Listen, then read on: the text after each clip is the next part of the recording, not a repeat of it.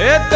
తెల్లని పాలధారలల్ల పల్లె తెల్లారుతుంటదిరా గుళ్ళోని గంటలు కాడెట్ల మెడలోన జంటగా మోగుతూ ఉంటాయిరా